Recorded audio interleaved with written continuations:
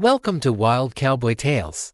Before we begin, please tell me where you're listening from. In a harsh and wild west, where the line between law and lawlessness blurs like the desert horizon, a woman is trapped at her body no longer her own.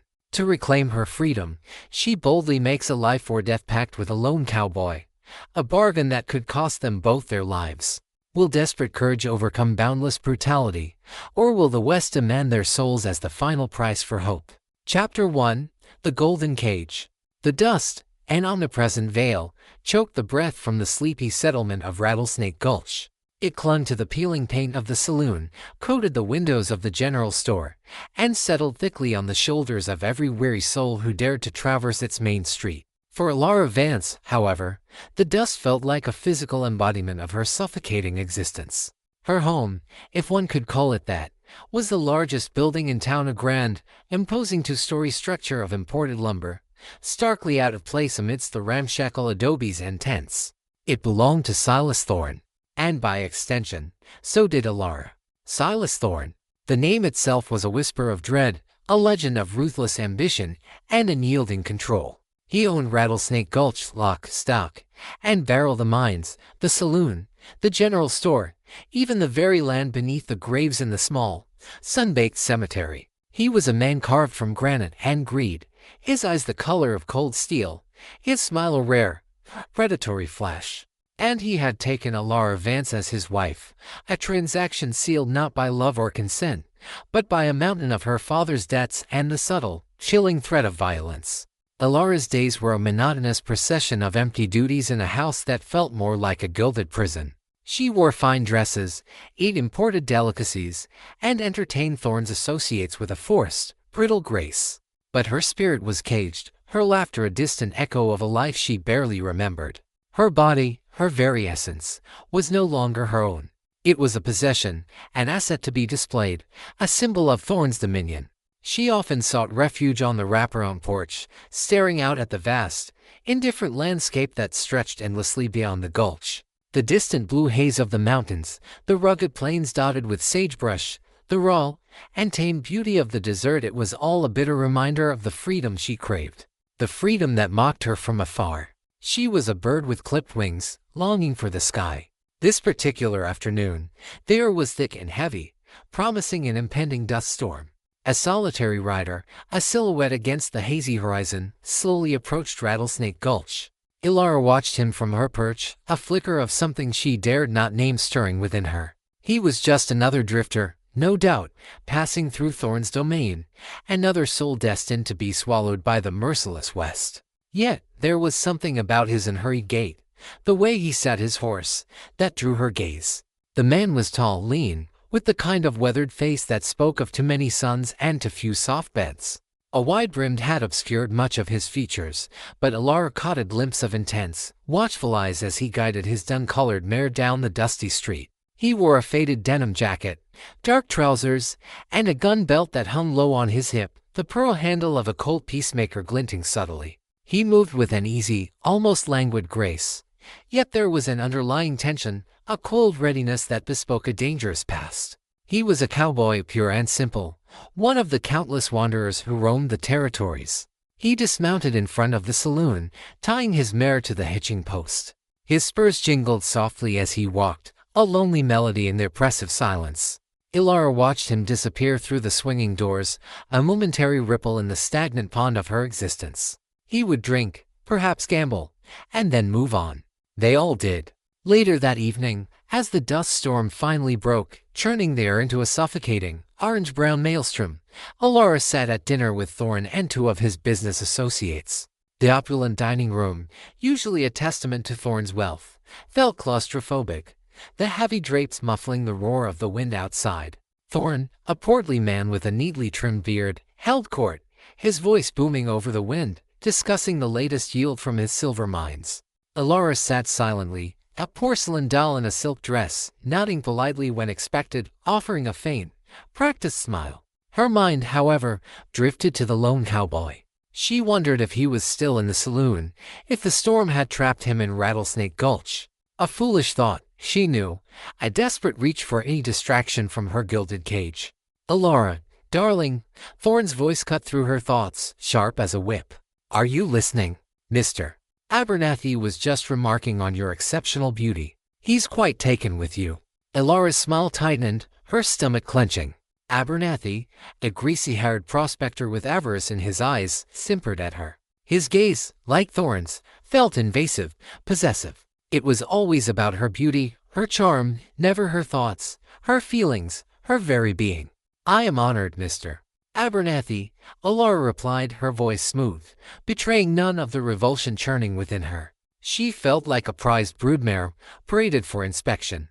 Thorn chuckled, a low, rumbling sound that always sent shivers down her spine.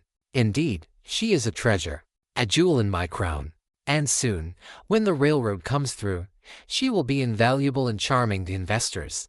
The mention of the railroad was a fresh stab of fear. Thorn was pushing hard to have a new rail line pass through Rattlesnake Gulch, promising prosperity.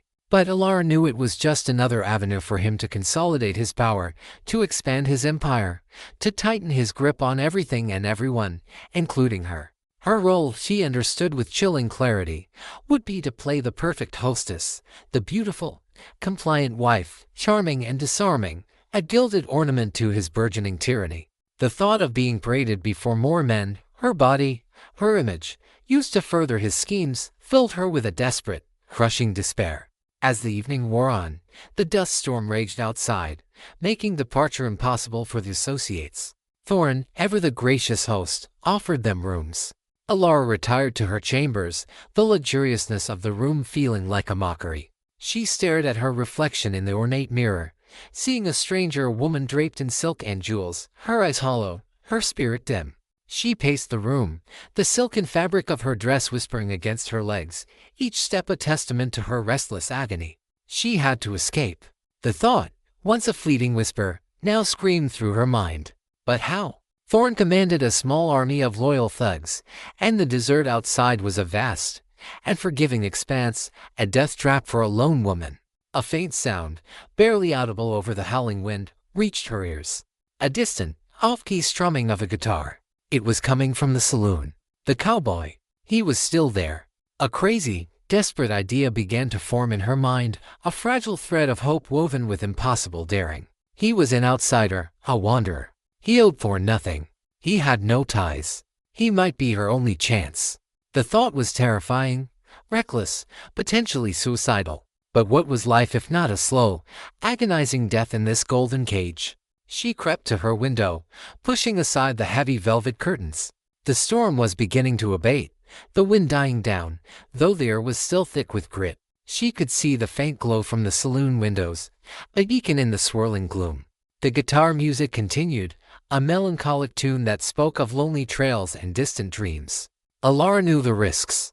If Thorn found out, her punishment would be swift and brutal, a public humiliation that would break her spirit entirely. If the cowboy refused, or worse, betrayed her, her fate would be sealed. But the alternative, a lifetime as Thorn's possession, her body and soul slowly eroded, was a fate far worse than death. She had to try. She had to reclaim her body, her life, even if it meant risking everything. The thought hardened her resolve, chasing away the fear, replacing it with a cold, fierce determination. She would meet the cowboy. She would make her pact. And then, whatever came, she would face it with the last vestiges of her uncrushed spirit. The first faint light of dawn would either bring her freedom or lead her to her grave. Chapter 2, A Glimmer in the Dust. The morning after the dust storm dawned with a bruised, indifferent sky. The air, though clearer, still carried the gritty residue of the night's fury. Elara Vance rose early, her mind a whirlwind of desperate plans and gnawing fear. The cowboy. Her impossible hope rested entirely on him. She dressed in a simple riding skirt and blouse, clothes less conspicuous than her usual finery, practical enough for a quick movement. Her movements were careful, deliberate, each action a silent rebellion against the imposed order of her life. Thorn was a late riser, a luxury afforded by his immense power, but his household staff were already bustling about. She moved like a phantom, her steps light on the polished floors, her face a serene mask that betrayed none of the turmoil within. She managed to slip out of the house unnoticed, small miracle in itself. The back garden, a meticulously maintained oasis in the arid land, offered a brief respite before she faced the harsh reality of Rattlesnake Gulch. She found herself walking towards the saloon, her heart thumping a frantic rhythm against her ribs. The saloon, usually a hive of activity even in the early hours, was surprisingly quiet. A lone stable hand was sweeping the boardwalk.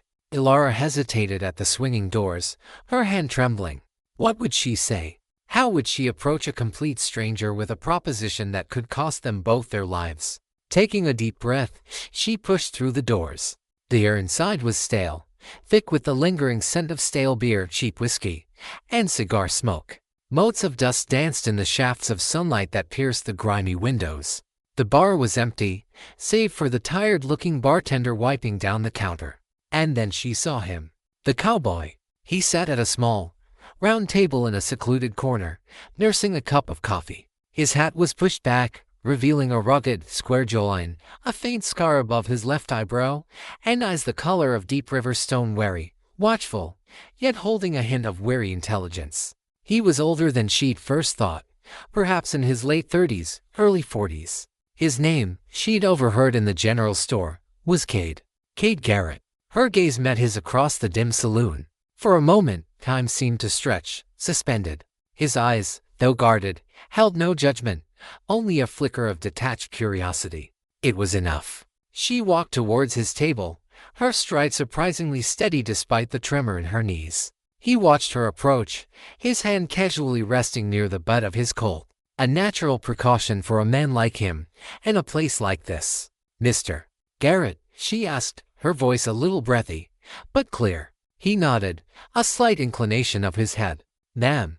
His voice was a low, gravelly rumble, like stones shifting in a dry creek bed. "My name is Ilara Vance," she said, choosing her words carefully, acutely aware of the bartender's casual glance. "I need to speak with you. Privately." Cade's gaze sharpened, a flicker of suspicion entering his eyes. He slowly pushed his coffee cup aside. "Ain't much private in Rattlesnake Gulch, ma'am. Especially when you're speaking to a stranger." His tone was polite, but firm, a clear warning. Ilara swallowed hard. "It's about Silas Thorne."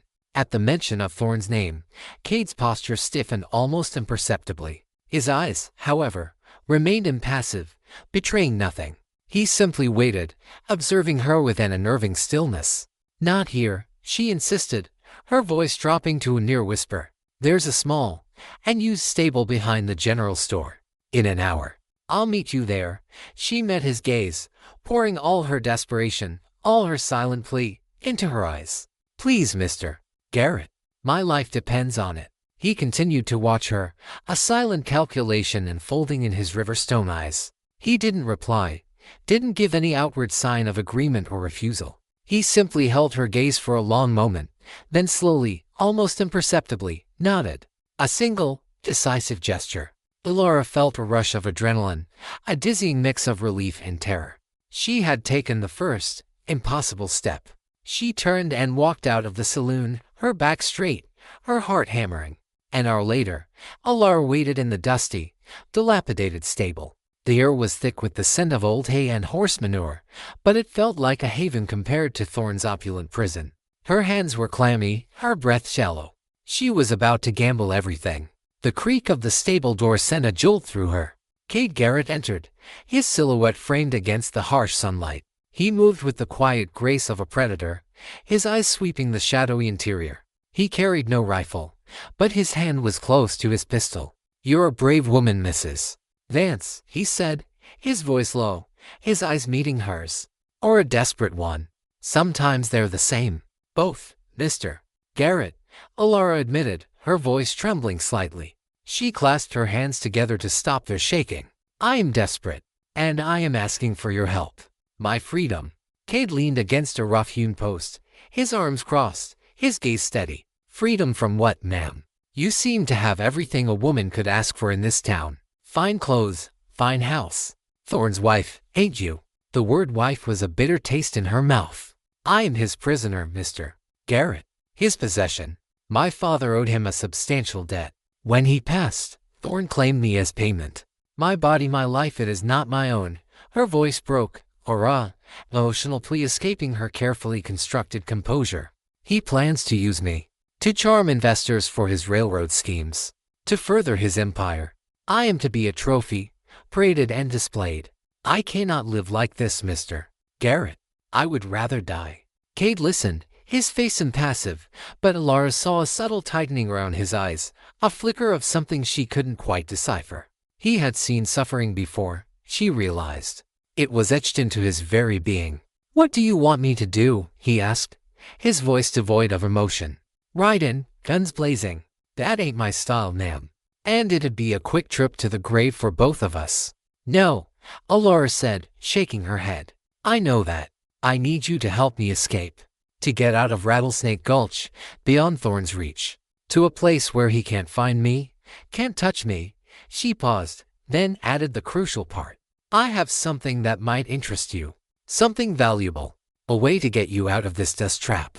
Cade raised an eyebrow, a hint of genuine curiosity finally touching his features. "Valuable, you say? What kind of valuable?" "Information," Alara replied, her voice dropping again, laced with urgency. "About Thorn's true operations. His silver mines. They are not what they seem, Mr. Garrett. He is not just a land baron. There are darker dealings. Things that would interest the federal marshals. Or men who despise Thorn as much as I do." Cade's gaze hardened. "Darker dealings? Speak plain, ma'am." "He is smuggling silver," Alara revealed, her voice barely above a whisper.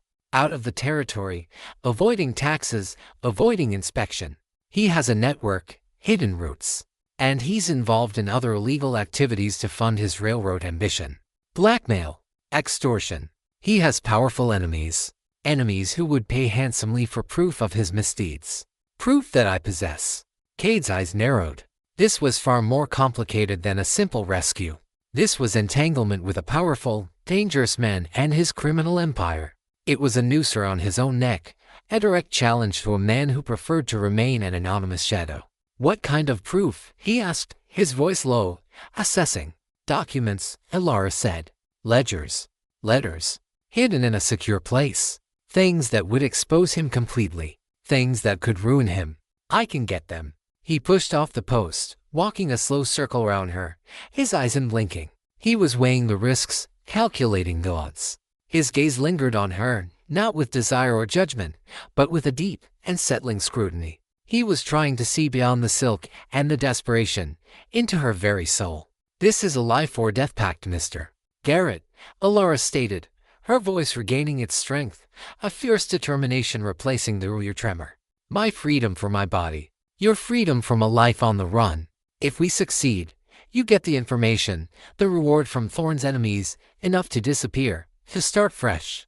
If we fail, we both die. Or worse." She met his gaze, her eyes unwavering.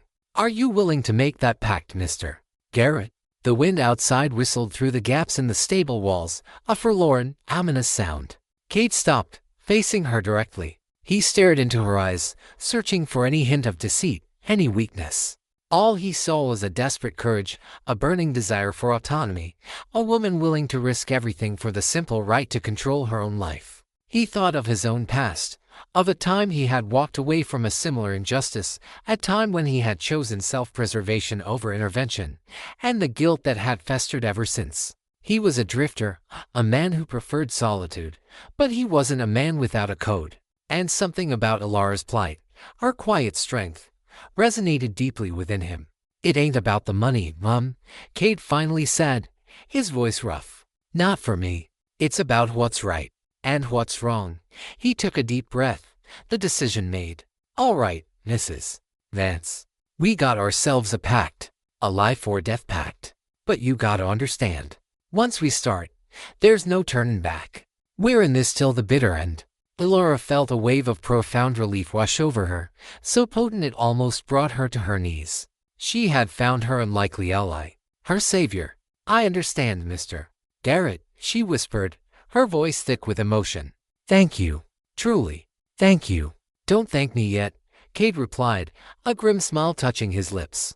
"This ain't gonna be easy. Thorn ain't no fool, and he ain't gonna let his property walk away without a fight. Now, tell me about these documents.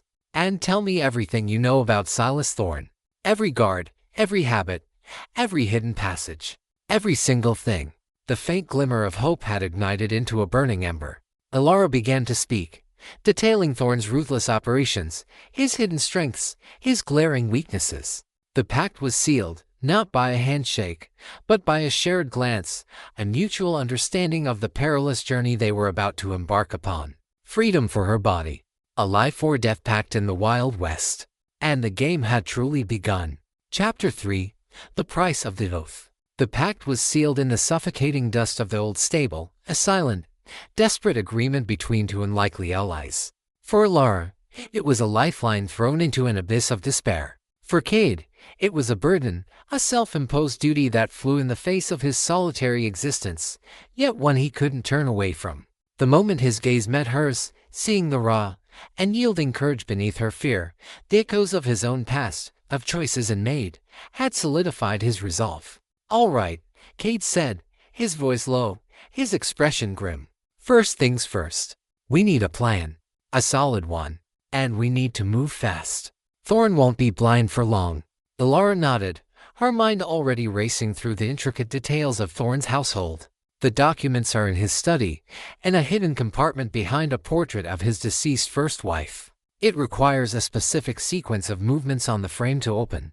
She then described the layout of the house, the guards, their usual patrols, the servants, their routines. She spoke of the hidden back stairs, the seldom-used cellar entrance, the stables where Thorn kept his best horses. She revealed Thorn's habits, his late nights in the study, his heavy drinking, his morning rides. She left nothing out, every detail a crucial piece of the intricate puzzle they were piecing together.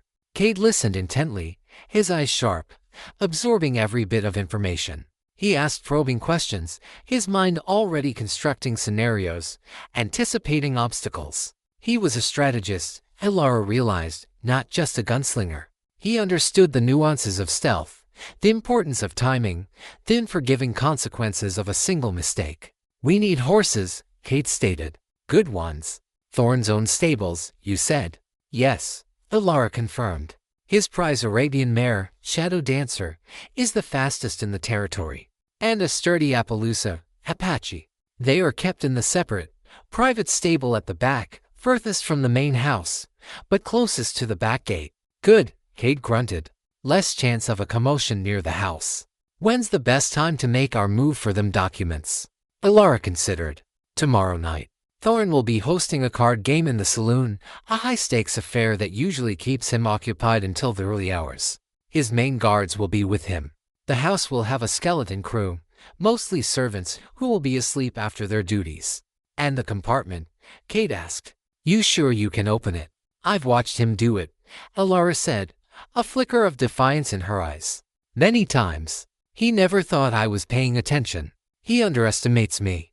Cade gave a faint, approving nod. "Good. Underestimation is a weapon. Now, this will be a dangerous night. If we get caught, it ain't gonna be pretty. You ready for that, Mrs. Vance?" "I am ready, Mr. Garrett," Alara replied, her voice firm and wavering. "I told you, I would rather die fighting for my freedom than live another day as his." The weight of her words hung in the air, a solemn oath. Cade felt the familiar prickle of responsibility, a burden he usually avoided at all costs. But there was something about Alara that commanded his respect, her fierce spirit burning bright even in her despair. They spent the rest of the day in meticulous preparation. Cade purchased essential supplies from the general store: dry jerky, a canteen, a coil of rope, a few extra rounds of ammunition. He moved with a practiced nonchalance, attracting no undue attention. Alara, meanwhile, returned to Thorn's house, playing the part of the dutiful, elegant wife, her mind buzzing with the details of their escape. Each polite smile, each quiet instruction to a servant, was a lie, a carefully constructed way to hide the desperate plan unfolding beneath her silken gown. As evening descended, a thick blanket of darkness settled over Rattlesnake Gulch. The sounds of the town drifted faintly to Alara's window: the raucous laughter from the saloon, the distant clatter of a wagon, the lonely howl of a coyote. She dressed in simple, dark clothing she had carefully set aside, practical trousers and a dark blouse, moccasins for silent movement. She tied her long hair back, ensuring it wouldn't snag or draw attention. She felt a strange mix of terror and exhilaration, a sensation of being truly alive for the first time in years. She waited until she heard Thorne's booming laugh fade into the distance as he left for the saloon. Then, she moved. Her steps were silent as she crept down the back stairs, her heart hammering. The house was quiet, bathed in the soft glow of a few oil lamps. She reached Thorne's study, the door slightly ajar. She pushed it open, her hand instinctively going to the small, ornate dagger she had hidden in her boot. The study was a shrine to Thorne's power, dark wood, leather-bound books, a massive desk piled with ledgers and documents. And prominently displayed on the wall, the portrait of his first wife, a stern-looking woman with eyes that seemed to follow her. Alara approached it, her hands steady despite the tremor in her heart. She traced the intricate carving on the frame, remembering Thorne's movements. Up, down, twist, press. A soft click echoed in the silent room. A section of the wall, concealed behind the portrait, slid inward, revealing a small, dark recess. Inside, neatly stacked, were several leather-bound ledgers and a heavy iron strongbox. This was it. The proof.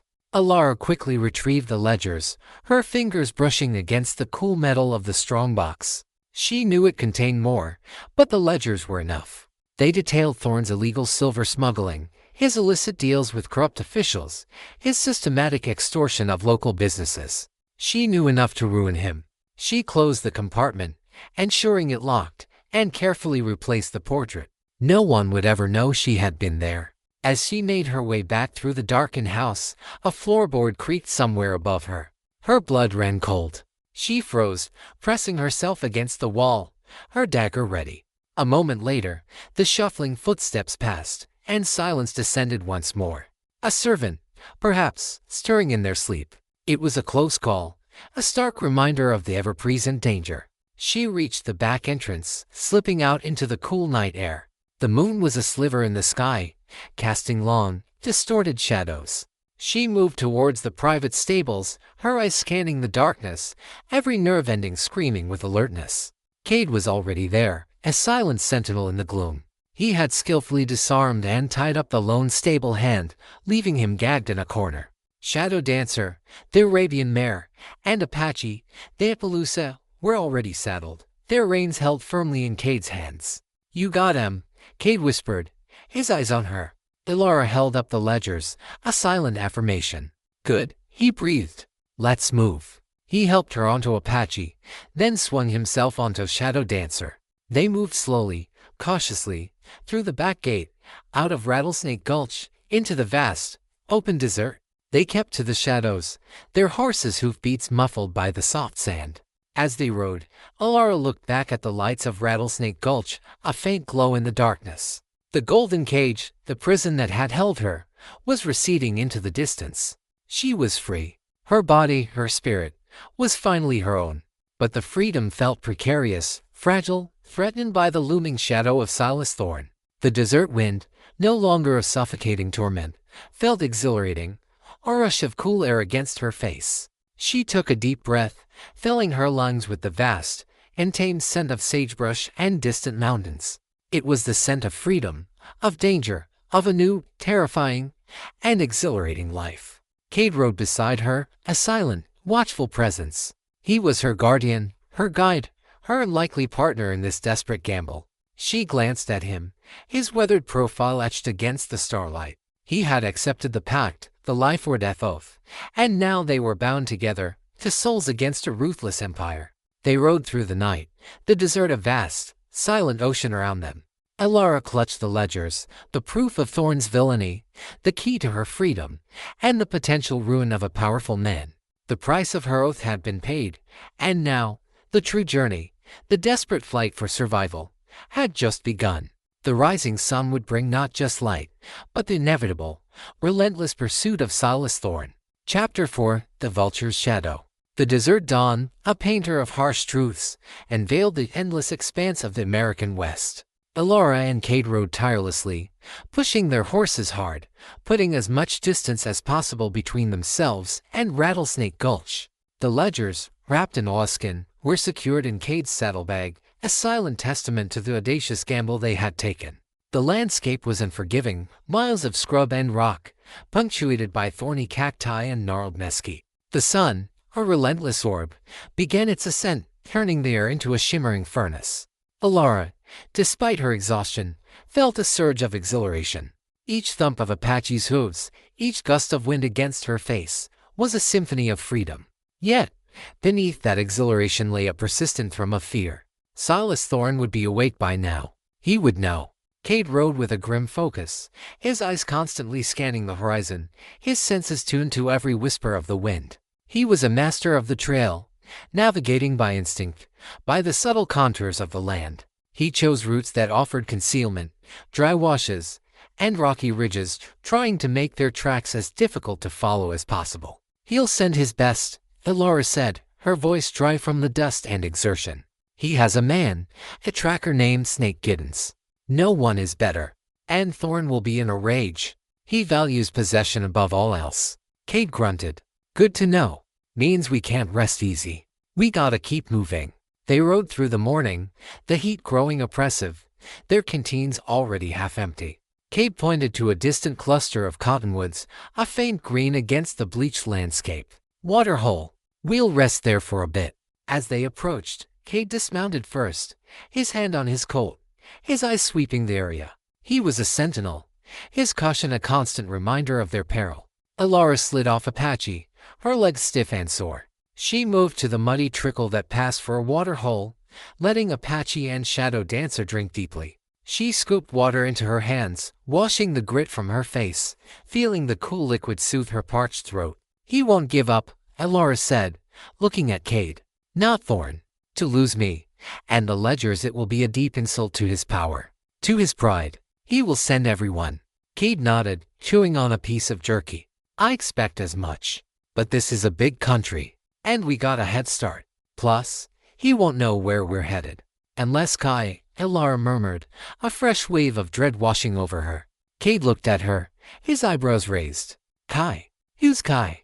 Alara hesitated, then realized she owed him the full truth. Kai was the Yavapai boy, the one who was a spy for the soldiers. He also had dealings with Thorne. Thorne sometimes used him to gather information on rival prospectors, on other tribes. Kai knew many of Thorne's secrets, and he knew Thorne's ambition for the railroad. A cold understanding settled in Cade's eyes. So Kai might know about the hidden routes, the places Thorne uses for smuggling. "It's possible," Alara admitted, her voice low. "He traveled widely. He was cunning. He might suspect the ledgers exist, or where they might lead." Cade scratched his chin, a grim expression on his face. "That complicates things. If Thorne knows we're going after his federal connections, he'll move even faster. He'll want those ledgers destroyed." They rested for only a short while, snatching a few mouthfuls of jerky and hardtack. The urgency of their flight was a palpable presence, a tightening band around Alara's chest. As they prepared to move, Cade spotted something faint on the horizon, a distant shimmer in the heat haze. "Riders," he said, his voice flat. "Looks like two of them. Coming fast." Alara squinted. Her heart leaped into her throat. "Thorne's men. It must be." Cade quickly mounted Shadow Dancer, pulling his Winchester from its scabbard. "They found our trail faster than I hoped." "Probably Giddens." He looked at Alara. "Can you ride hard, Mrs. Vance?" "Yes," she affirmed, swinging onto Apache, fear sharp in her resolve. "All right. We gotta outrun him. Head for that narrow canyon over there." He pointed to a faint crack in the distant rock face. "Might give us some cover, or a chance to lose them." They spurred their horses, a desperate gallop across the sun-baked plains. The hoofbeats thundered against the dry earth, a frantic rhythm of flight. Alara risked a glance back. The two riders, dark specks against the shimmering heat, were gaining. Their horses were fresh, powerful. "They're faster than us," Alara cried, adrenaline pumping through her veins. "Then we gotta get smart," Cade grunted, urging Shadow Dancer forward.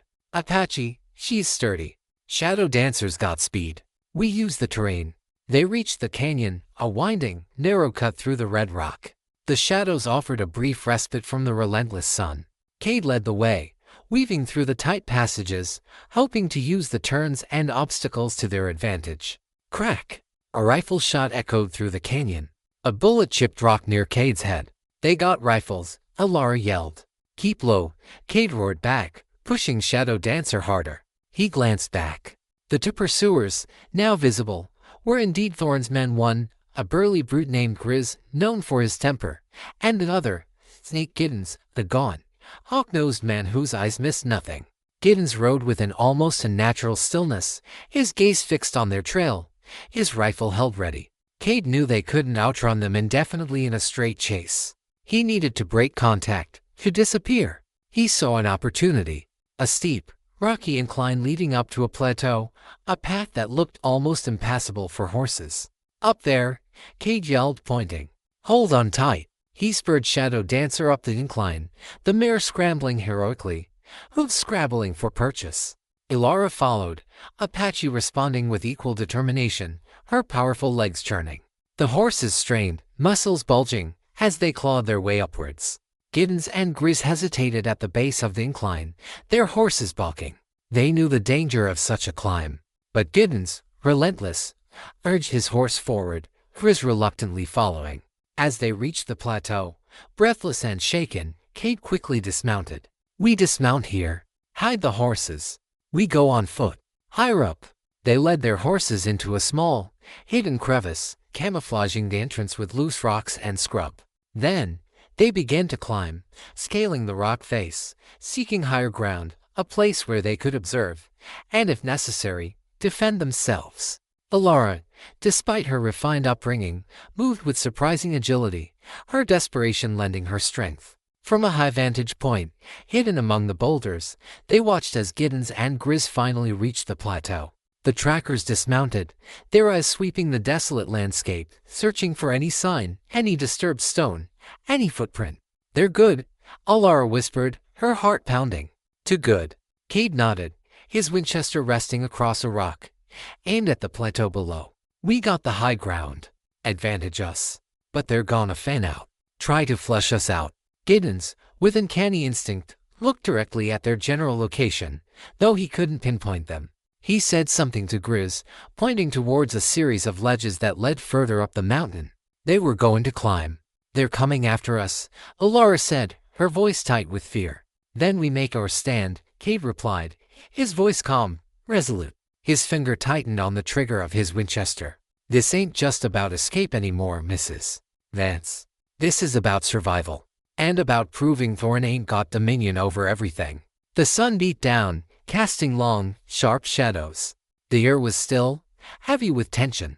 The vulture's shadow loomed, but Ilara Vance, no longer a caged bird, felt a primal fire ignite within her. She was fighting not just for her life, but for the very essence of her being, her body, her freedom.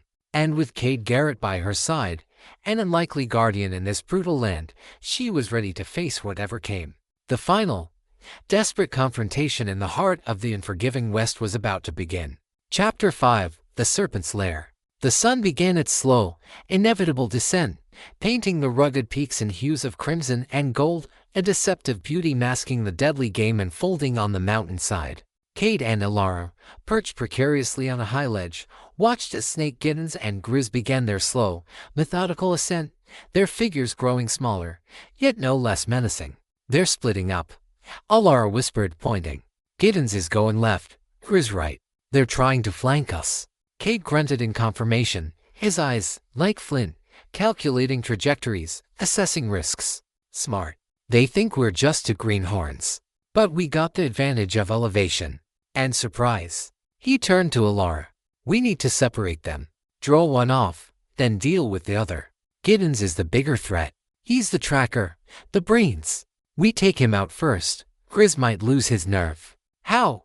Ilara asked, her voice steady despite the adrenaline coursing through her veins. Her small frame, usually draped in silk, now blended almost seamlessly with the rough rock, her movements surprisingly agile. "You draw Grizz," Cade instructed, his voice low and precise. "You got that small derringer you brought?" Ilara nodded, producing the tiny, silver-plated pistol from a hidden pocket in her riding skirt. It was a relic from her past, a forgotten gift, now a desperate tool. "Good," Cade said. "Not for shooting, not yet. Just to make noise. You move along that ridge, above Grizz. Make a little ruckus. Roll some rocks, kick up some dust. Make him think you're trying to get away, further up the mountain. But don't let him see you clear. Keep hidden, and be ready to run. Alara's eyes widened. And you? I'll wait for Giddens, Cade said, a grim line to his mouth. When he thinks he's got me cornered, I'll take him. Then I'll come for you. Understand? The plan was audacious, relying on deception and perfect timing. It was also terrifying. Alara would be bait alone, facing Thorn's most brutal thug. Understood, she replied, her voice firm. She took a deep breath, steeling her resolve. She was no longer just the captive wife. She was a participant in her own liberation, a warrior in her own right. Cade gave her a reassuring nod, then moved silently towards his chosen position, a narrow crevice overlooking the path Giddens was taking.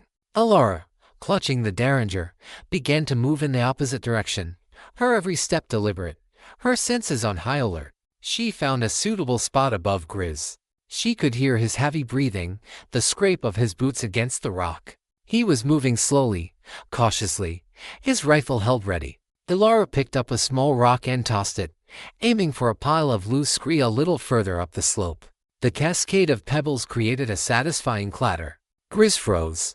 "Hey, who's there?" he bellowed, his voice echoing in the canyon. He peered upwards, rifle raised, his eyes searching. Alara waited, then tossed another, larger rock, making it bounce off a prominent boulder. The sound was distinct, drawing Grizz's full attention. "Come out, you coyote," Grizz snarled, his temper flaring. "Thorn wants you back, pretty girl. Alive, but not in one piece if you keep running." Alara could hear him beginning to climb towards the sound, his movements heavy and less skilled than Giddens. She continued her diversion, making enough noise to keep him focused on her, but always remaining out of sight, a fleeting shadow in the deepening twilight. She felt the fear, but it was now mingled with a strange, fierce pride. She was no longer helpless.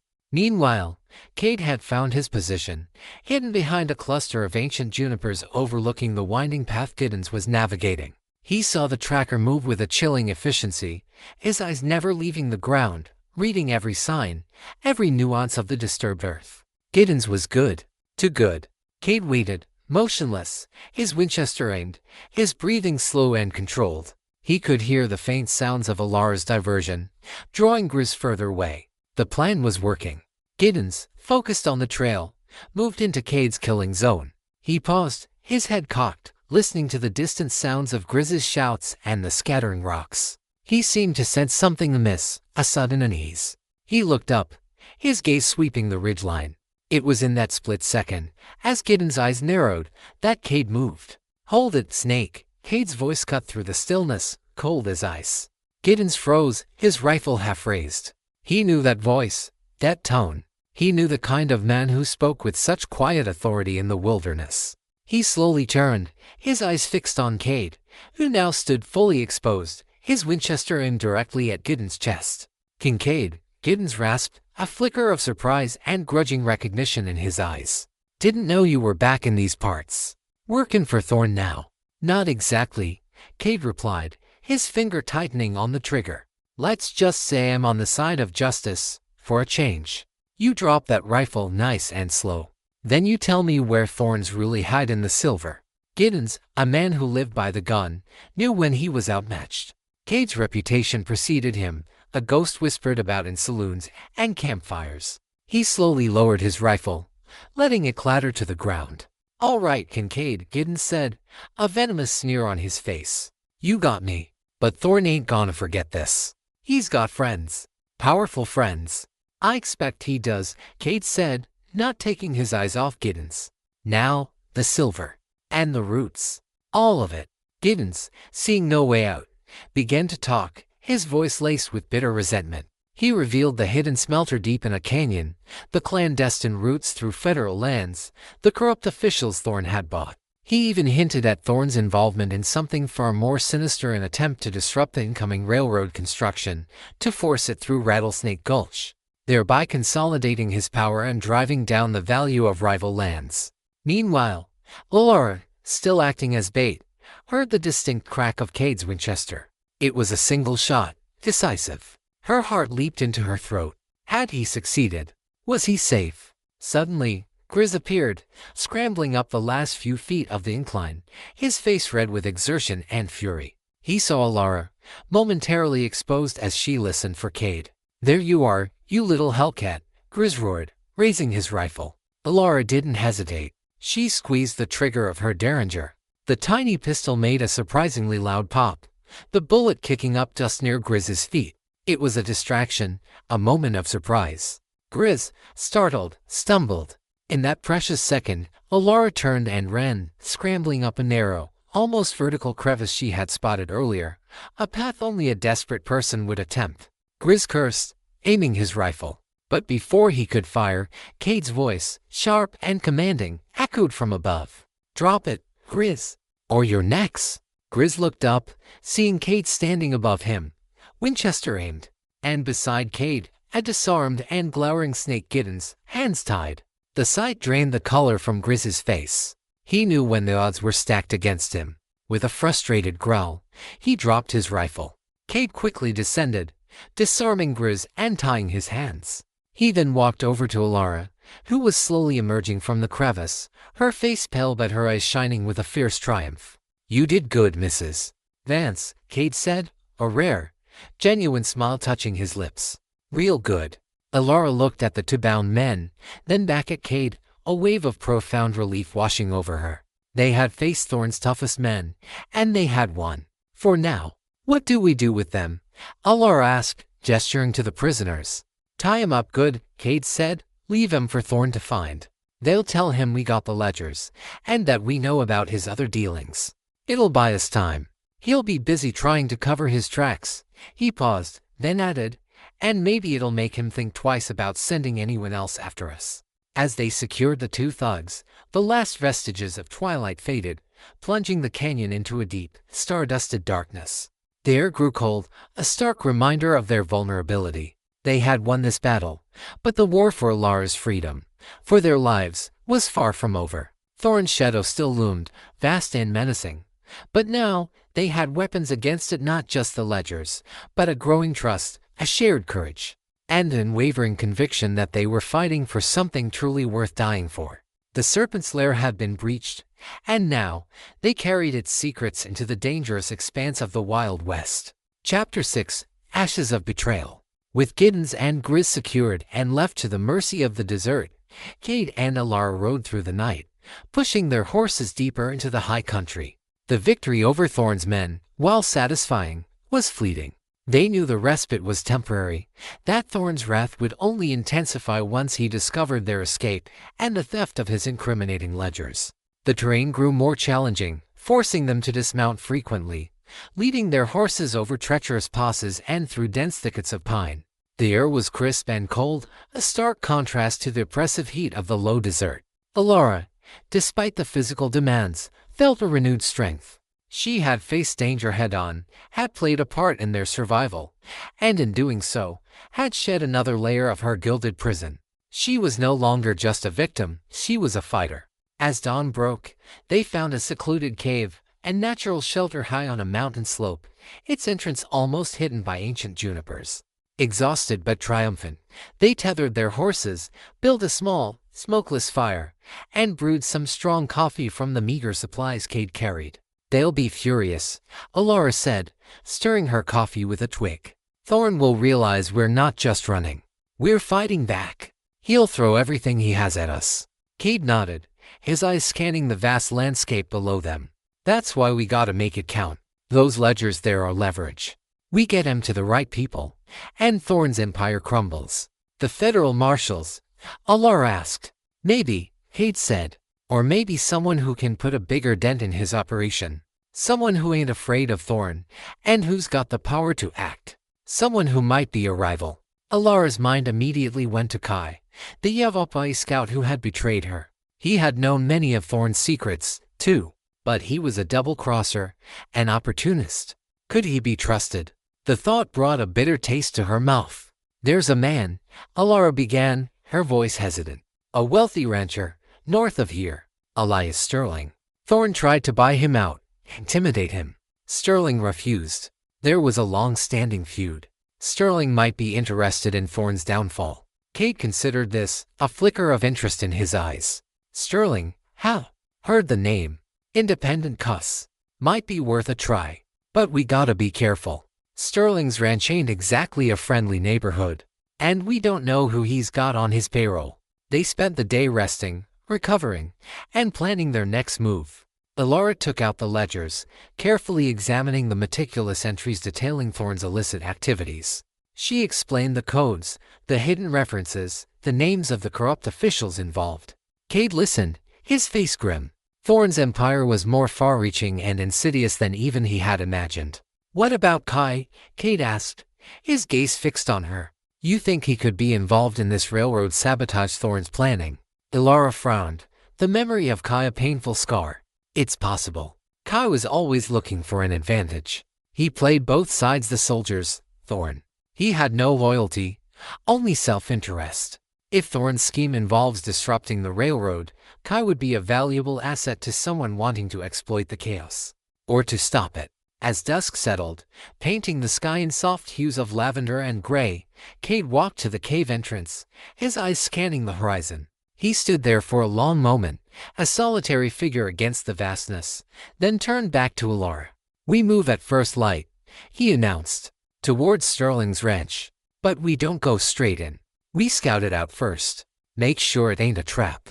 Elara nodded, her trust in him growing with every passing hour. He was her compass, her shield, her partner in this desperate fight for freedom. The journey to Sterling's ranch was slow and arduous. They avoided main trails, sticking to remote passes and hidden canyons. Days bled into one another, a blur of riding, resting, and constant vigilance. Their supplies dwindled, and the physical toll was immense. But their resolve remained unbroken. One afternoon, as they navigated a winding canyon, Cade suddenly pulled Shadow Dancer to a halt, his hand going to his rifle. "Riders," he whispered. "Ahead." Alara's heart pounded. Thorne's men again. Cade dismounted, motioning for Elara to stay low. He crept forward, using the rocks for cover, his movements silent and fluid. Elara watched him, her hand instinctively go into her derringer. Minutes stretched into an eternity. Then, Cade returned, his face a grim mask. "It ain't Thorne's men," he said, his voice low. "It's Kai, and a group of Yavapai warriors. They're making camp up ahead." Elara felt a cold dread spread through her. Kai, the man who had betrayed her, the man who had set in motion her entire nightmare. "What do we do?" she asked, her voice tight. "Does he know about us?" "Hard to say," Cade replied, his eyes narrowing. "But he's here for a reason. And it ain't to pick wildflowers." He thought for a moment. This might be a chance. A dangerous one, but a chance. If Kai knows Thorne's schemes, he might be willing to talk. Especially if we got something he wants. "He betrayed me," Elara said, her voice laced with bitterness. "He cannot be trusted." "Trust is a luxury out here, Mrs. Vance," Cade countered, his gaze steady. "Sometimes, you gotta make a deal with the devil to get where you're going. But we go in careful. We make it clear we ain't to be trifled with." The prospect of facing Kai again, the man who had stolen her innocence and inadvertently delivered her into Thorne's clutches, filled Elara with a volatile mix of fear and righteous anger. But Cade was right. They couldn't afford to bypass any opportunity. As dusk approached, Cade and Elara approached Kai's camp with extreme caution. They tethered their horses some distance away and proceeded on foot, moving through the gathering gloom like shadows. The camp was a cluster of tents and a small fire, around which Kai and several Yavapai warriors were gathered. Kai, lean and agile, with a deceptive charm, looked just as Elara remembered him, though his face was harder now, etched with the scars of his choices. Cade positioned himself on a rocky outcrop, his Winchester aimed, covering Elara. He then motioned for her to approach the camp, alone. Elara swallowed hard, her heart pounding. This was a true test of her courage, of her newfound resolve. She walked slowly towards the camp, her head held high, the ledgers secured in her saddlebag feeling like a heavy burden and a powerful weapon. Kai looked up as she approached, his eyes widening in surprise, then quickly hardening. "Elara," he said, his voice a low growl, a mixture of shock and suspicion. "What are you doing here?" "I am here for freedom, Kai," Elara replied, her voice firm and wavering. "The freedom you helped take from me. And I have something that will interest you. Something that could bring down Silas Thorne." Kai's gaze flickered to the ledgers, then to the shadows around her, searching for her unseen companion. "Thorne's ledgers. What are you talking about?" "The proof of his smuggling," Elara explained, her voice steady. His deals with the corrupt, his plans for the railroad, the evidence that could ruin him. I have it. Kai's eyes narrowed, a calculating glint in them. And what do you want for it? Information, Alara said, meeting his gaze.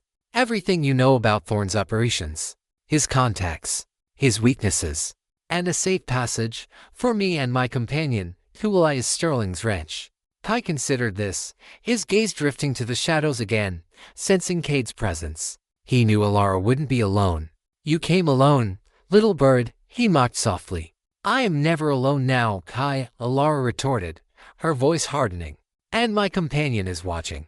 Make a move against me, and you will regret it. Kai paused, a flicker of respect, or perhaps caution, in his eyes. He knew Alara was no longer the naive girl he had once manipulated. This was a woman forged in fire. All right, Alara, Kai said, a slow, cunning smile spreading across his face. Let's talk. We have much to discuss. About Thorne, and about the price of betrayal. The embers of their shared past, a past of love and deceit, flickered to life in the wilderness. Alara knew she was walking into the serpent's lair again, but this time, she was armed not just with ledgers, but with her own unyielding spirit.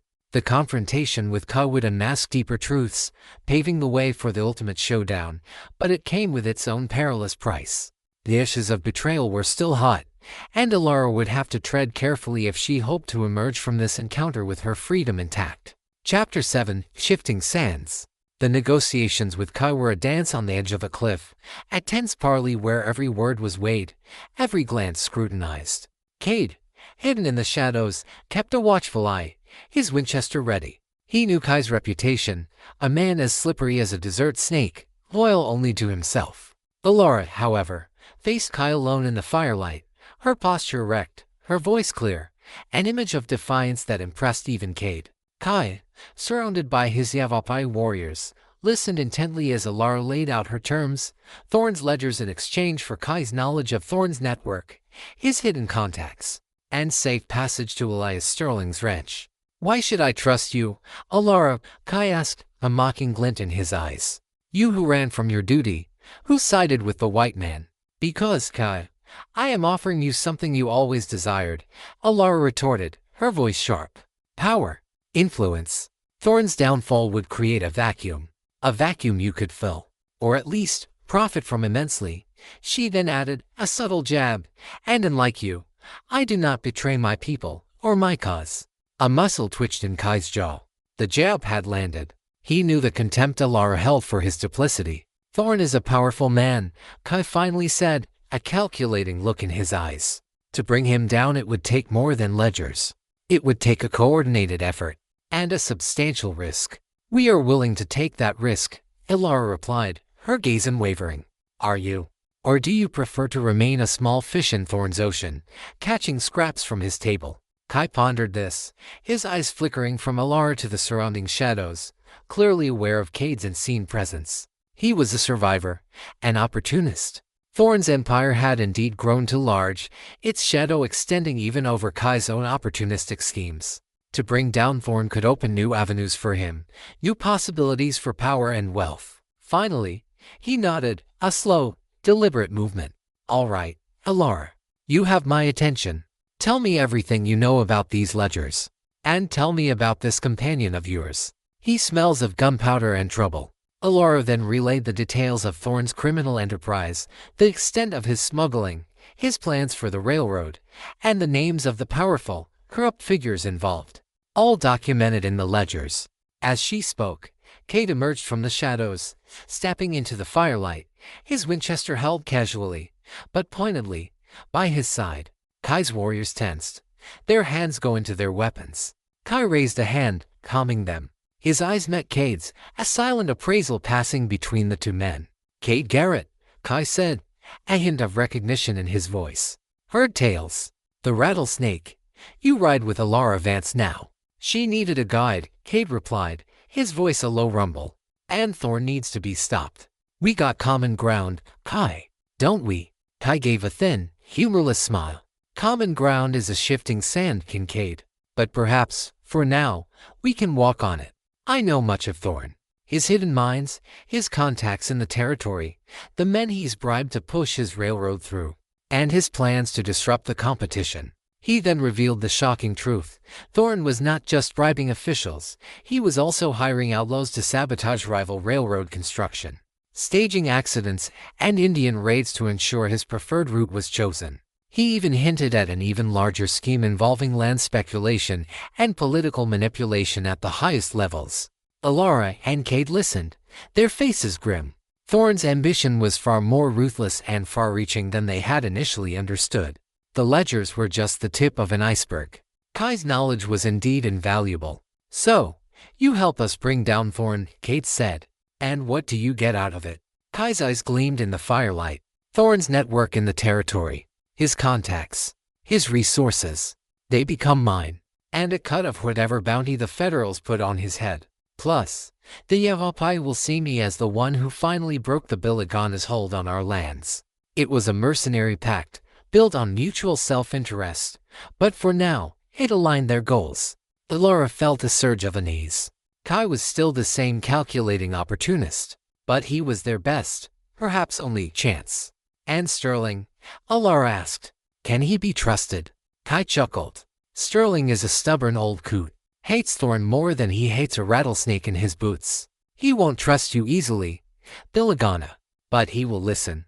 Especially if you have Thorne's secrets.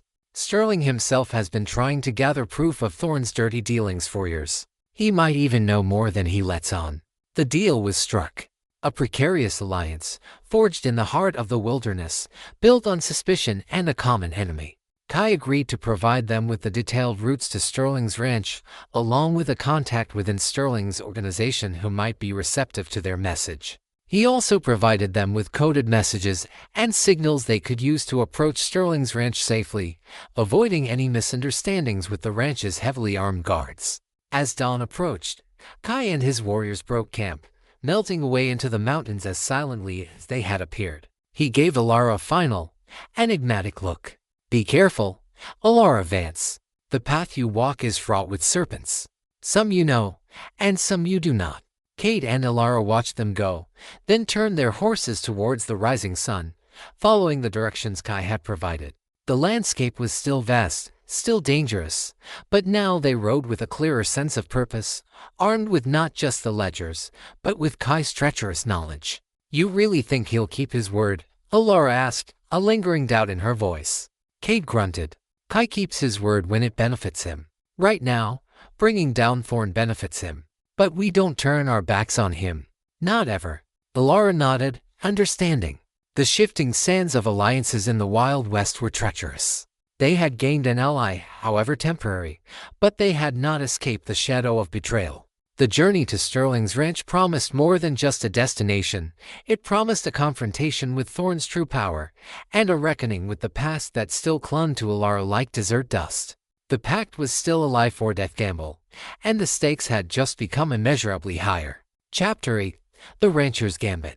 The journey to Elias Sterling's ranch, guided by Kai's cryptic directions, led Cade and Alara through a labyrinth of canyons and desolate plains. The landscape gradually softened, the scrub desert giving way to rolling hills dotted with grazing cattle and distant patches of verdant pasture. Sterling, a cattle baron of considerable influence, had carved out an empire far from Thorne's dominion, a testament to his resilience and formidable will. As they approached the ranch, it became clear that Sterling's stronghold was just that, a fortress. High fences of barbed wire stretched for miles, punctuated by watchful riders and formidable gates.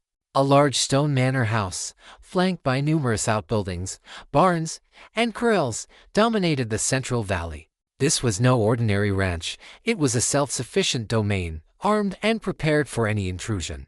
Following Kai's instructions, Cade and Alara approached from an unexpected direction, signaling their presence with a specific sequence of rifle shots and a raised white cloth. They waited, exposed in the vast open, their nerves stretched taut.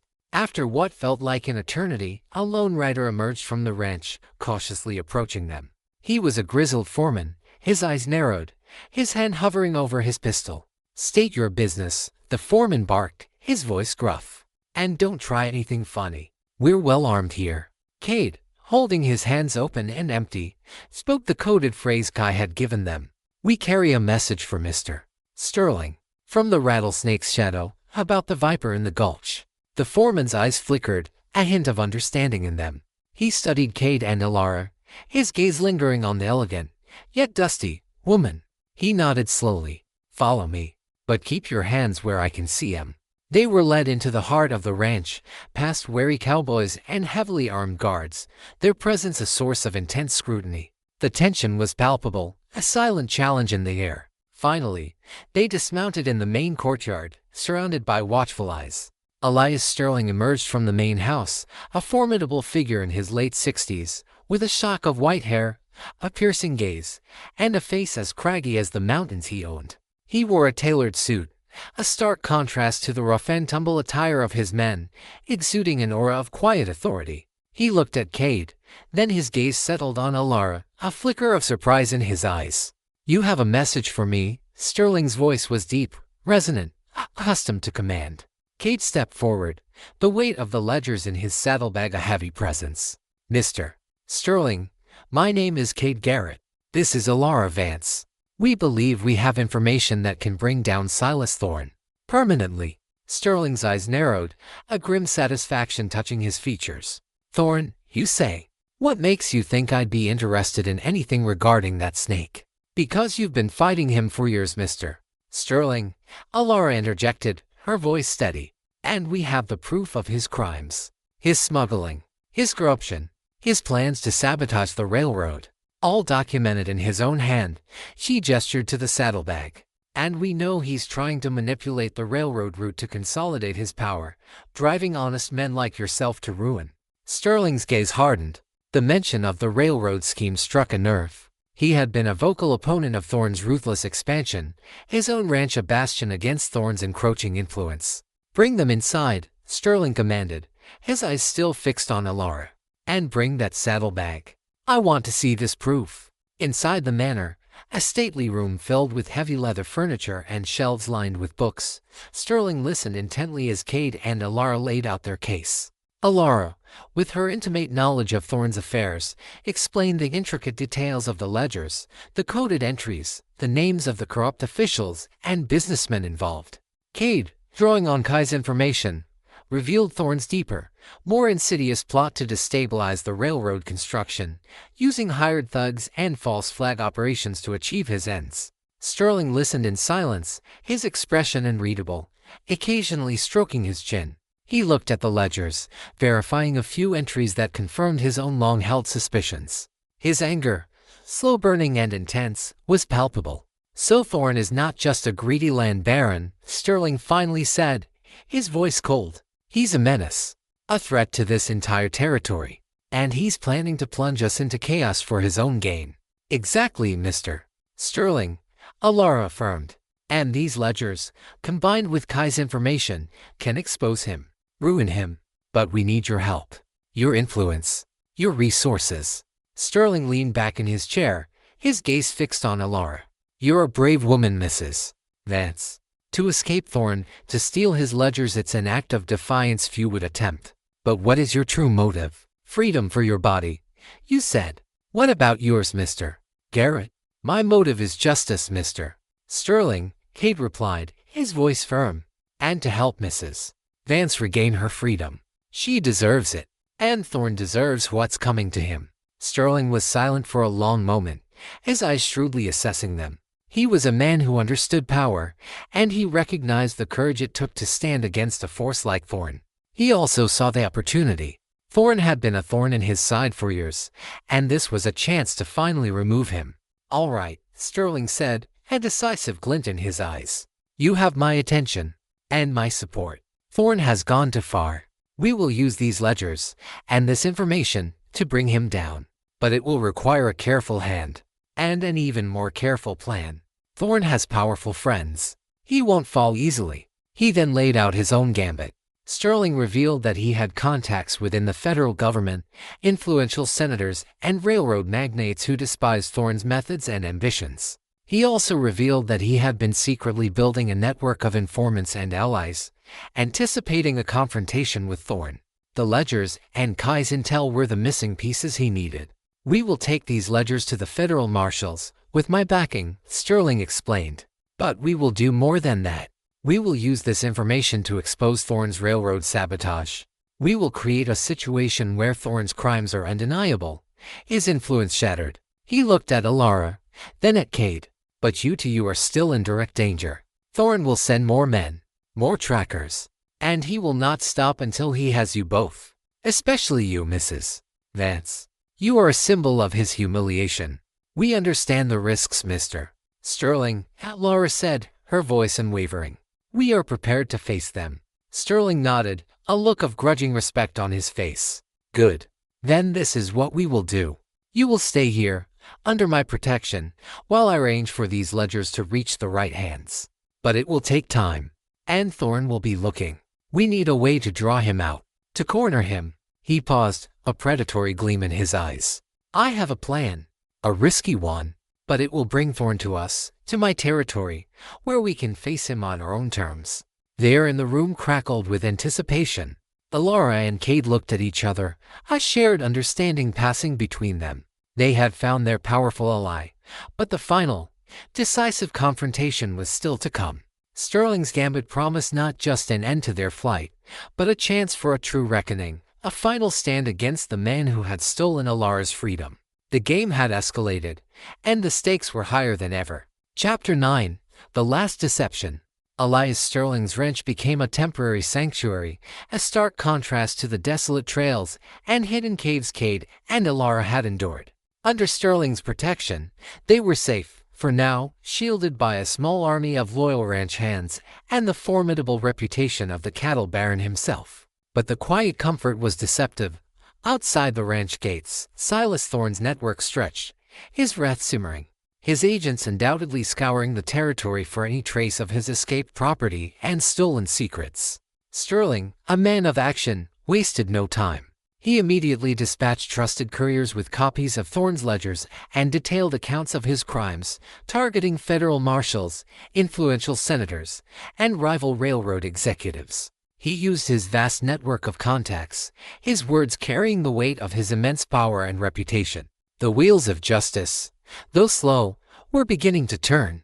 Meanwhile, Sterling unveiled his gambit, a daring plan to draw Thorne into a final, decisive confrontation on Sterling's own terms. He proposed a public announcement, leaked to select newspapers and powerful figures, claiming that Alara Vance, now a celebrated symbol of defiance, would be publicly presenting damning evidence against Silas Thorne at a neutral location, a remote, abandoned mining town called Deadwood Pass, a notorious haven for outlaws and drifters, situated on the very edge of Sterling's territory and Thorne's influence.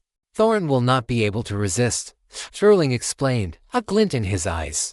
His ego, his pride, his need to silence you and reclaim what he considers his own, will drive him there. He won't send his men, he'll come himself, with his most trusted enforcers, believing he can control the situation, intimidate you, and recover the ledgers before they can do any real damage. And that, my friends, is where we will be waiting. Alara's heart pounded at the audacity of the plan. It was a perilous trap, a final deception designed to lure Thorne into their clutches.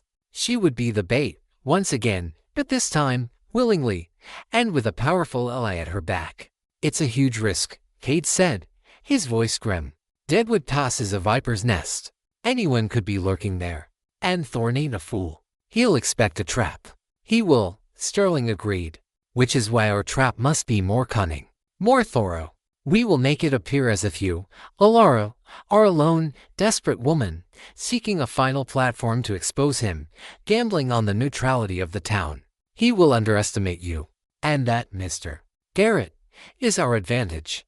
Over the next few days, while Sterling set his elaborate plan in motion, Alara and Cade trained relentlessly. Cade, a master of wilderness survival and close-quarters combat, sharpened Alara's instincts, teaching her how to move silently, how to observe, how to defend herself. He taught her how to handle a rifle, how to use the terrain to her advantage, how to anticipate an enemy's movements.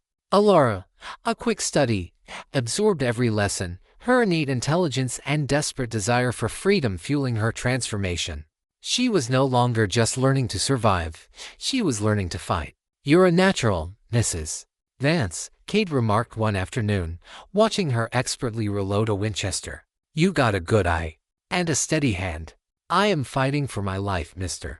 Garrett," Alara replied, her voice firm. "And for my body. It gives me purpose." Their bond deepened, forged in the crucible of shared danger and unwavering trust. Cade found himself admiring her fierce spirit, her unwavering resolve. He saw not just the woman he was protecting, but a true partner, an equal in courage and determination.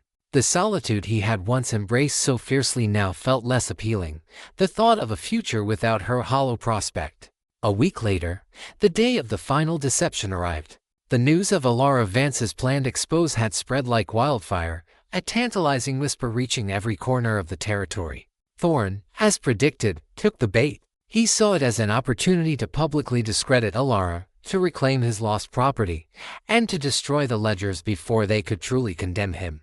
He would come to Deadwood Pass. Cade, Alara, and a hand-picked team of Sterling's most trusted men, led by Sterling himself, rode towards Deadwood Pass. The abandoned town was a ghostly tableau of decaying buildings, wine-battered signs, and silent streets, a perfect stage for their final confrontation.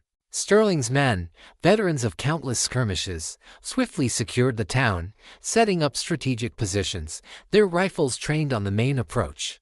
Cade chose a hidden sniper's nest in the bell tower of the dilapidated church, offering a clear view of the entire street. Alara, dressed once again in simple riding clothes, but with a concealed derringer and a fierce glint in her eyes, waited in the dusty saloon, the chosen venue for her public address. As midday approached, a cloud of dust appeared on the horizon. Thorne. He rode into Deadwood Pass with a formidable entourage, 5 of his most ruthless enforcers, all heavily armed, their faces grim. Thorne himself, resplendent in a dark suit, dismounted with an air of arrogant confidence, his gaze sweeping the deserted street, a predatory smile playing on his lips. He expected a deserted town, a frightened woman, and an easy victory. He did not expect Sterling. Sterling, flanked by his men, emerged from behind the general store, his presence a jarring surprise. "Silas," Sterling's voice boomed, echoing through the empty street. "Fancy meeting you here. Come to hear Mrs. Vance's little speech, have you?" Thorne's smile vanished, replaced by a snarl of pure rage. "Sterling, you old fool. What is this? A trap?" His hand went to his pistol, his enforcers raising their rifles. "A reckoning, Silas," Sterling replied calmly. "For your crimes, for your tyranny, and for the injustice you've inflicted on this brave woman." He gestured towards the saloon doors. The saloon doors swung open, and Alara stepped out, the sun catching the fierce resolve in her eyes. She carried a copy of the ledgers, held high, a symbol of her defiance. "Silas Thorne," Alara's voice, clear and strong, resonated through the street. "Your reign of terror ends today. The world will know of your lies, your corruption, your brutality. I am free, and your empire will crumble." Thorne's face contorted with a venomous fury. "You bitch. You'll regret this. You'll be begging me for mercy." He drew his pistol, aiming it at Alara. Crack! A single shot, precise and deadly, echoed from the church bell tower.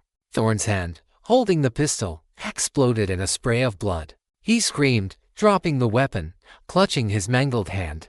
Cade had fired, a warning shot, disabling Thorne without killing him, just as they had planned. Chaos erupted. Thorne's enforcers, caught off guard, returned fire, aiming at the bell tower. But Sterling's men, hidden and strategically placed, responded with a volley of precise shots, quickly pinning Thorne's men down. The street became a maelstrom of gunfire, dust, and shouts. Alara, despite the danger, stood her ground, her eyes fixed on Thorne, who was now writhing on the ground, clutching his bleeding hand, his arrogance shattered. She had faced him, unmasked him, and seen his power crumble. The battle was swift and decisive. Sterling's men, disciplined and well-prepared, quickly overwhelmed Thorne's disorganized enforcers.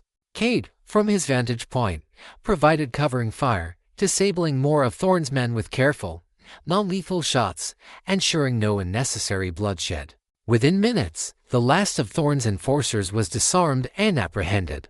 Thorne himself lay on the dusty street, his face pale with pain and shock, his empire crumbling around him. Cade descended from the bell tower, his rifle in hand, his face grim. He walked towards Alara, who stood tall amidst the chaos, her shoulders still trembling, but her gaze firm. "It's over, Alara," Cade said, his voice quiet. "You're truly free." Alara looked at Thorn, then at the sky, then back at Cade. A profound sense of relief, of liberation, washed over her. She had faced the monster, had played a part in his downfall, and had emerged victorious. Her body, her spirit, was finally, irrevocably her own. The pact was fulfilled. She looked at Cade, her eyes filled with an unspoken depth of gratitude and something more, something that had grown between them in the fires of shared danger and unwavering trust. He was no longer just the cowboy, her reluctant savior. He was her partner, her fellow traveler, the man who had stood by her, unwavering, in the face of death. The vast expanse of the West still stretched before them, full of unknowns, but for the first time, Alara felt ready to face it, not as a hunted soul, but as a truly free woman, with a future she could finally claim as her own. Chapter 10. The Horizon's Promise. The dust settled over Deadwood Pass, carrying with it the last vestiges of Silas Thorne's tyranny. The federal marshals, alerted by Sterling's urgent dispatches, arrived within days, securing Thorne and his remaining men. The ledgers, presented as irrefutable evidence, along with the testimony of Alara Vance and Elias Sterling, painted a damning picture of Thorne's vast criminal enterprise. His railroad schemes were halted, his corrupt network exposed, and his empire, built on greed and fear, crumbled into dust. Justice, however slow and hard-won, had finally arrived. Alara Vance, no longer a captive, but a symbol of defiance, found herself a reluctant hero. Her story, a tale of a woman who dared to stand against a powerful tyrant for her own freedom, spread through the territory. She was offered accolades, even a position of influence by those eager to champion her cause. But Alara, having tasted true freedom, desired something simpler, something more authentic. She spent weeks at Sterling's ranch, recovering, reflecting, and planning her future. Sterling, impressed by her courage and intelligence, offered her a place within his own burgeoning enterprises, a chance to build a new life of influence and respect. But her gaze always drifted to the distant horizons, to the open spaces where her journey had begun, where she had truly found herself. Cade Garrett, the solitary cowboy, found himself in an unfamiliar position. The bounty on Thorne's head, substantial as it was, held little appeal. He had fulfilled his pact, helped Alara secure her freedom, and in doing so, had found a measure of peace for his own haunted past. His reputation, already legendary, had only grown, cementing his status as a man who rode for what was right, not for profit. He watched Alara from a distance, seeing the transformation within her. The fear was gone, replaced by a quiet strength, a vibrant resilience. She was no longer Thorne's captive, nor Sterling's protege. She was Alara Vance, a free woman, capable of carving her own destiny. One evening, as the sun dipped below the western peaks, painting the sky in fiery hues, Alara found Cade by the corrals, tending to Shadow Dancer. The air was cool, carrying the scent of pine and horseflesh. "They want me to go to Washington," Alara said, her voice quiet. "To speak of Thorne's crimes. To advocate for fairer laws. To ensure no other woman suffers as I did." Cade looked at her, his Riverstone eyes softening. "That's a noble cause, Alara. You'd be good at it. You got a voice, and a story that needs tellin'." "And what about you, Mr. Garrett?" Alara asked, her gaze meeting his. "What will you do now that the fight is over?" Cade shrugged, a familiar restlessness in his posture. "Ride on, I suppose. Find another trail. That's what I do." He paused, then added, unless there's another fight worth fighting." Alara walked closer, her eyes shining with a profound understanding. "There is always a fight worth fighting, Mr. Garrett. The fight for a good life, for a true home, for a future that isn't dictated by the shadows of the past." She reached out, her hand gently touching his, a gesture of unwavering trust. "I'm going to build that life, Cade. A life of my own choosing. A life where my body, my spirit, is truly free. But I don't want to build it alone." Cade looked at her, truly seeing her. The woman who had been a prisoner, the woman who had dared to make a life-or-death pact for her freedom, the woman who had awakened something long dormant within him. His solitary path, once a comfort, now felt cold and empty compared to the warmth and promise in her eyes. Washington, had, Cade mused, a faint, rare smile touching his lips. That ain't exactly my kind of country, Mrs. Vance. The world is bigger than just the West, Cade, Laura replied, her smile radiant. And I believe it's big enough for both of us to find our place. Together, she tightened her grip on his hand. Or we could find a place right here. A quiet valley. A small ranch. A new beginning, where we write our own rules. A place where justice isn't just a word, but a way of life. Cade looked out at the horizon, at the endless expanse of the setting sun, painting the sky in hues of orange and purple. He thought of the trails he had ridden, the battles he had fought, the solitude he had embraced. And then he thought of Alara, her courage, her spirit, her unwavering belief in a future that was truly her own. He squeezed her hand, his gaze meeting hers, a silent pact forged anew, not in desperation, but in hope and shared understanding. "All right, Alara," he said, his voice a low rumble, filled with a newfound purpose. "Let's ride. Let's find that horizon. Together." Alara's smile widened, a testament to her hard-won freedom, her eyes reflecting the endless possibilities of the sprawling West. The cowboy, once a lone wolf, had found his pack. And the Apache girl, once hunted by her tribe, had found her home. Their life-or-death pact had not only brought freedom for her body, but a shared promise of a future as vast and wild and beautiful as the western sky itself. The story of Cade Garrett and Alara Vance, a testament to courage, trust, and the enduring human spirit, had just begun to unfold, written against the backdrop of the untamed American frontier.